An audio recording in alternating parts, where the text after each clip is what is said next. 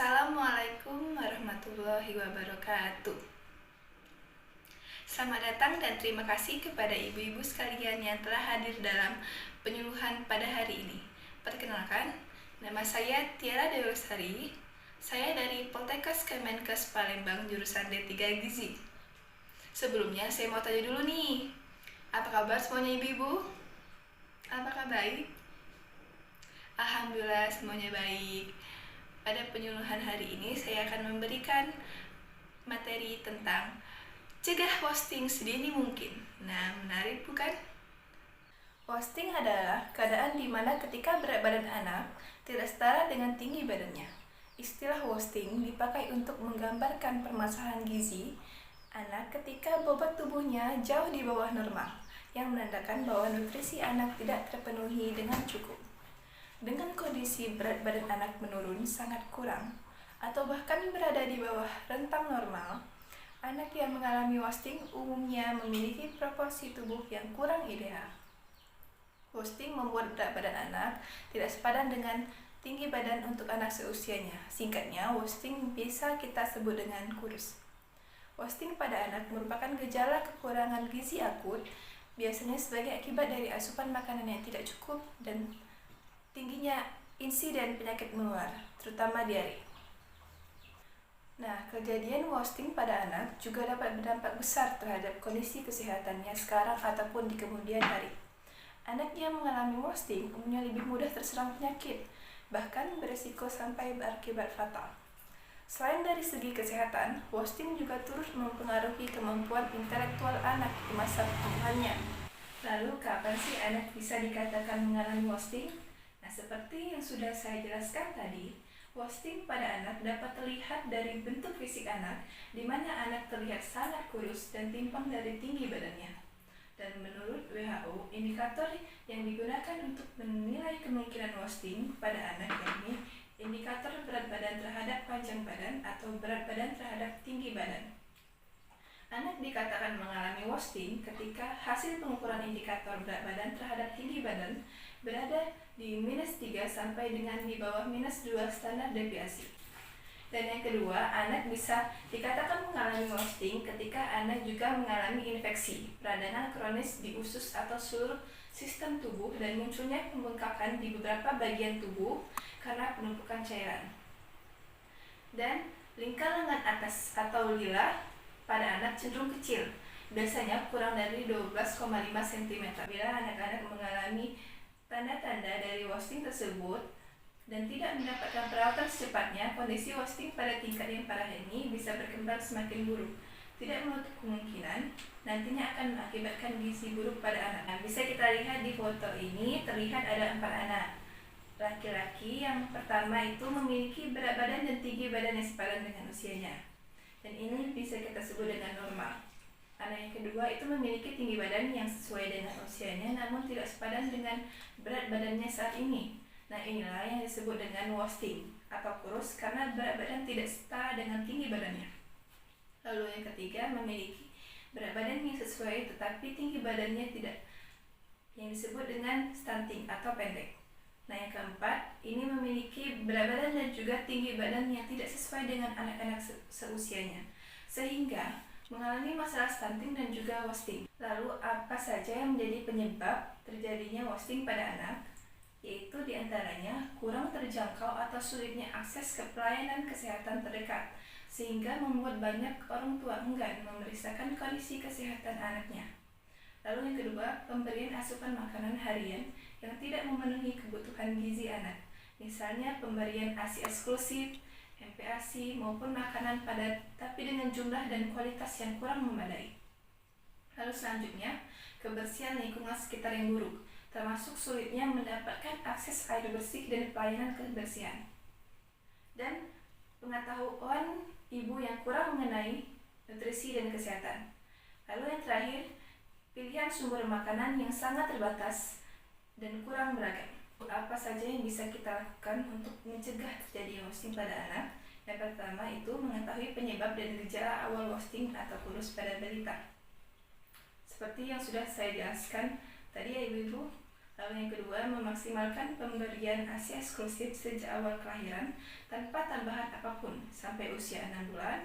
Kemudian ibu-ibu bisa tetap melanjutkan pemberian ASI dengan ditambah makanan pendamping ASI atau MPASI sampai usia balita 2 tahun. Lalu yang ketiga, meningkatkan pemahaman tentang asupan nutrisi dari makanan dan minuman yang dikonsumsi anak. Lalu yang keempat, rutin periksa kesehatan di posyandu atau puskesmas terdekat, terutama mengukur tinggi badan dan berat badan anak. Nah, di sini saya akan menampilkan video untuk ibu-ibu sekalian agar dapat menambah pengetahuan ibu-ibu tentang pentingnya pemenuhan kebutuhan nutrisi untuk anak sebagai langkah untuk mencegah terjadinya wasting pada anak.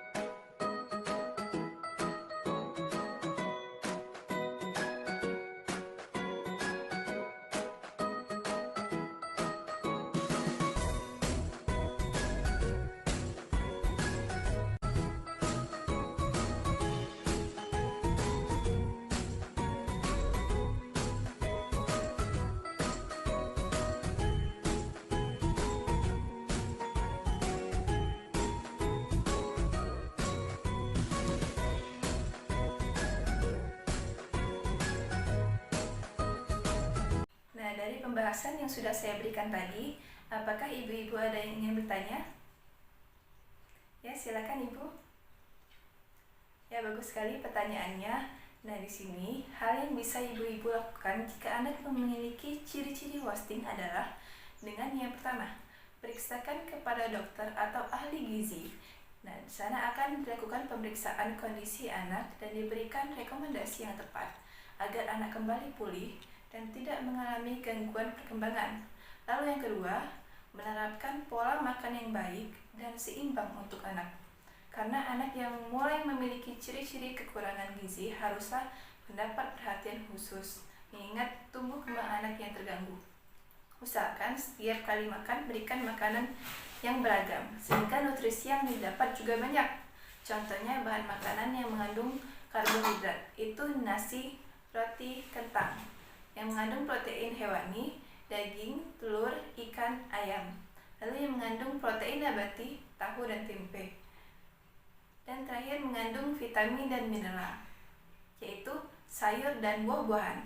Dan langkah ketiga yaitu setelah melakukan pemeriksaan ke dokter dan telah juga memberikan pola makan yang baik untuk anak, maka proses terakhir adalah selalu memantau perkembangan atau mendampingi tumbuh kembang anak secara intensif. Sekian penjelasan dari saya dan terima kasih kepada ibu-ibu sekalian yang telah berpartisipasi dalam penyuluhan pada hari ini. Saya akhiri. Wassalamualaikum warahmatullahi wabarakatuh.